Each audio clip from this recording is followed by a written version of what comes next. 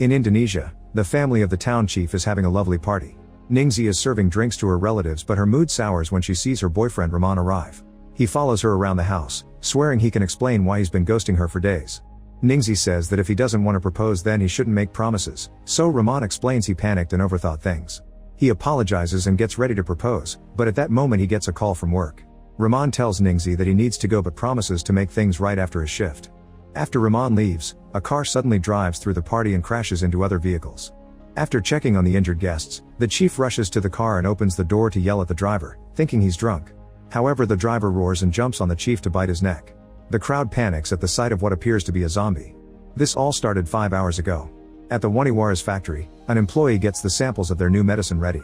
This medicine hasn't been approved by the government yet, but they've worked on it for 3 months, so they're desperate to produce it. A sample is sent to their boss Sadamin and another one to his business partner, who lives in the city. Meanwhile, Sadamin's daughter Keens gets her son Raihan ready to visit his grandfather. Her husband Rudy notices she's in a bad mood and reminds her to be nice because they need to get this over with. It turns out that their marriage is on the rocks and they want a divorce, but first they want Sadamin to sign the paperwork to sell the factory since it isn't doing so well. Rudy thinks he deserves compensation since he's been running the business. With that money, they could go their separate ways. Keens is in a bad mood because visiting her father also means seeing his wife Karina, who used to be Keens' best friend. They grew together, but their relationship was ruined when Karina married Sadamin. At home, Sadamin drinks the new medicine sample. Karina mentions that since he's retiring, they should go on a trip and maybe even have a child of their own. When Keens' family arrives, Karina receives them warmly, but Keens stays cold and doesn't let Raihan be around her. Instead, Raihan goes to spend time with her uncle Bombong, who spends all his days playing video games and lives off his father's money. Bombong and Raihan start playing with toy guns around the house, so Rudy and Keens scold Bombong for still being immature at his age. After taking a shower, Sadamin looks at the mirror and is shocked to discover he looks much younger. He gets very excited because it means the new medicine worked. Sadamin rushes to find Karina in their bedroom and she's also very happy to see the results. With his newfound youth, Sadamin can get naughty with Karina again. Neither of them notices the strange wound on Sadamin's back. Moments later, Sadamin meets with his children and scolds Rudy for the video he made to promote the factory since it wasn't done in a traditional style. Everyone is shocked by how young he looks, so Sadamin decides to make his big announcement. He won't sell the factory after all. Bombong gets offended and storms out while Sadamin continues to explain. For many years their sales were stagnant, but now he finally has a product that may bring success back. He calls it the elixir and it's the cause of his youth. Karina isn't happy about this since Sadamin was supposed to retire and spend more time at home. Sadamin apologizes but still wants the elixir to be his priority. Keens informs her father that she and Rudy are getting a divorce because he cheated on her. She needs the money to start her own business and give Raihan a good life. However, Sadamin thinks the couple should stay together for the sake of the boy. Karina tries to defend her, but Keens coldly tells her not to do it. Keens then starts yelling at Sadamin for always doing what he wants without caring about their feelings, blaming him for Bombong's lack of maturity. She also thinks that Karina only married him for his money. While the women argue, Sadamin starts feeling sick, but he hides it from his family. He yells at everyone to make them stop and confirms that his decision is final. He won't sell the factory. Sadamin reminds them that he worked hard all his life while they lived off his efforts. Then he proceeds to destroy the contract sent by the competition. At that moment, Sadamin starts feeling sick again and the family finally notices a strange infection spreading on his neck. Suddenly he vomits a lot of blood and passes out. Rudy checks his chest and notices that Sadamin isn't breathing.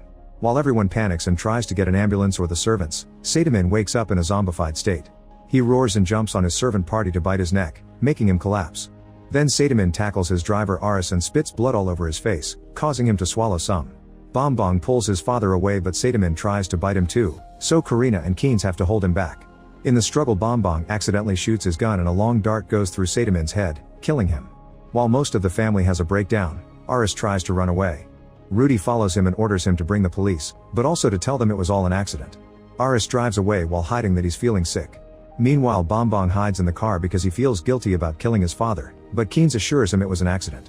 The siblings comfort each other through their grief.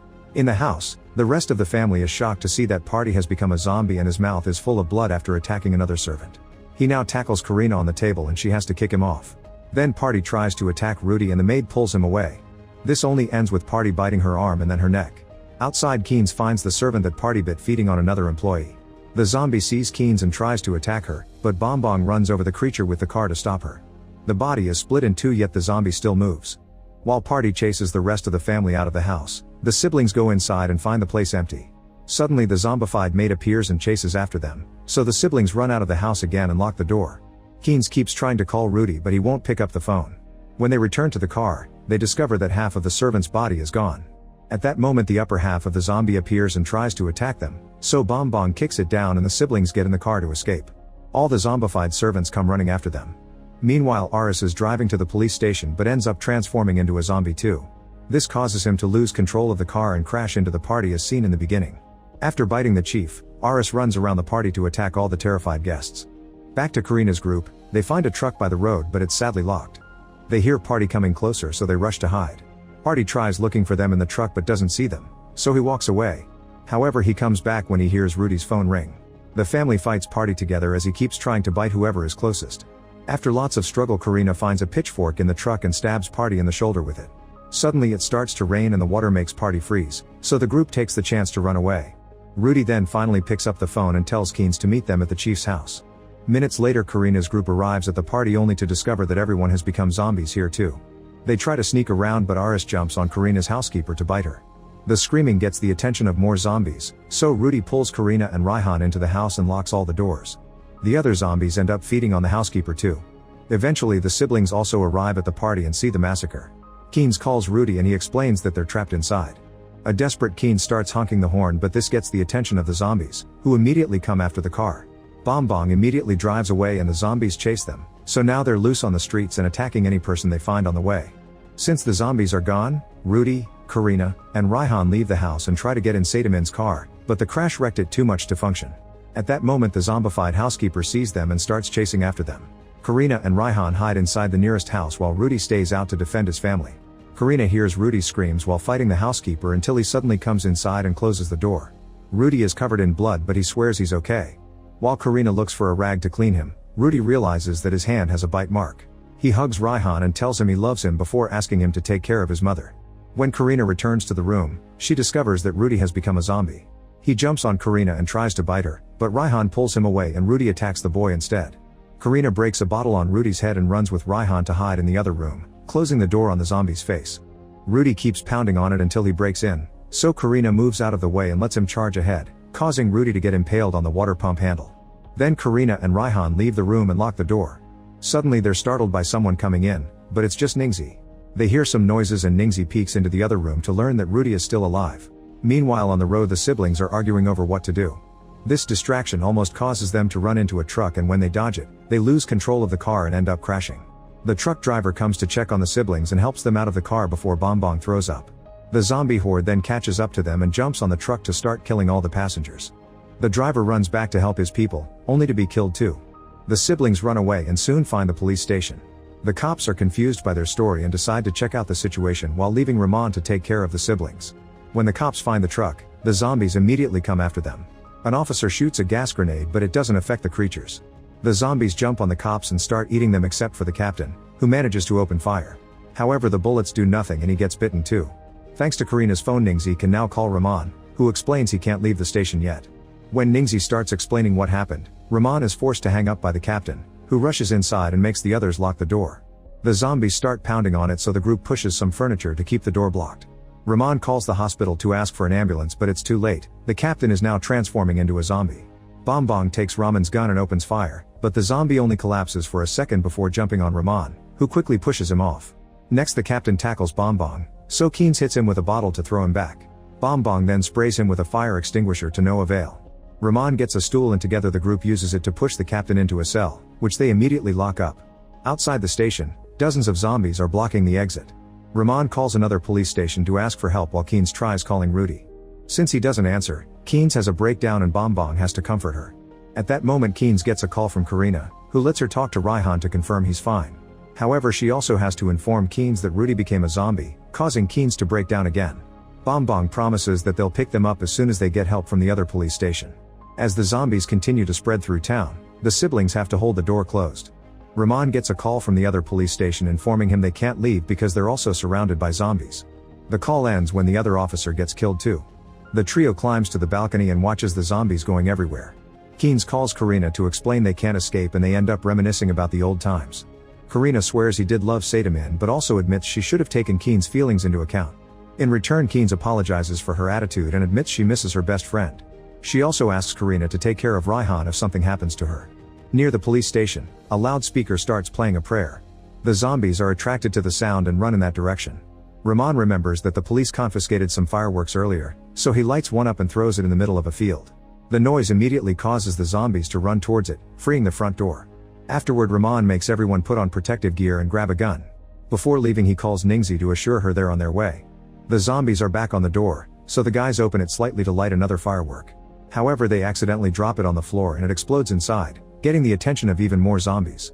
Bombong and Ramon try again, and this time they manage to send a few fireworks flying, so the zombies run after them and clear the exit. The trio immediately leaves the station and tries to find a vehicle, only to find a few zombies on the street. Ramon opens fire and finally manages to kill a zombie, making him realize that they only die if they're shot in the head. Bombong also opens fire and together they kill the few zombies blocking the street. However, the noise gets the attention of the horde and they start coming back. The trio protects themselves with riot shields and shoots a few creatures down, but there are too many of them and soon they're trapped. When a flash of lightning strikes the sky, Rudy goes so crazy that he breaks the pump to free himself. He starts banging on the door and the noise gets the attention of the zombies outside, so now the women have to hold the front door closed. Unfortunately, the zombies break the windows and try to reach inside. At that moment, another flash of lightning strikes and the zombies on the street freeze for a few seconds, only to then attack the trio again. Suddenly it starts to rain and all the zombies back away, standing under the water in a daze. The three humans use the chance to escape. In the house, the rain causes the zombies to walk away from the windows. Karina looks outside and notices that the rain is keeping the zombies calm, so she decides they should leave. Luckily, Ningxi has a bike and the group gets on it at the same time that Rudy finally breaks down the door. The trio drives away and Rudy tries to chase them, but he freezes as soon as the rain touches him. Minutes later it stops raining and the zombies immediately surround Ramon and Bombong. Keynes tries to run away but she's tackled by a zombie, so she shoots him in the head to bring him down. More creatures are coming after her and she tries opening fire only to discover she's out of bullets. While the guys run back to the police station, Keynes reaches the truck and dodges a zombie that jumps out. She locks herself inside and tries to start the vehicle to no avail. At that moment, Karina's group arrives on the bike and Keynes honks the horn to tell them where she is. The trio wants to go away but the bike stops working and the zombies are coming for them. Suddenly fireworks start illuminating the sky and the horde follows the noise, so Keynes can finally leave the truck and reunite with her son. The sweet moment is interrupted by the zombie maid appearing on the road.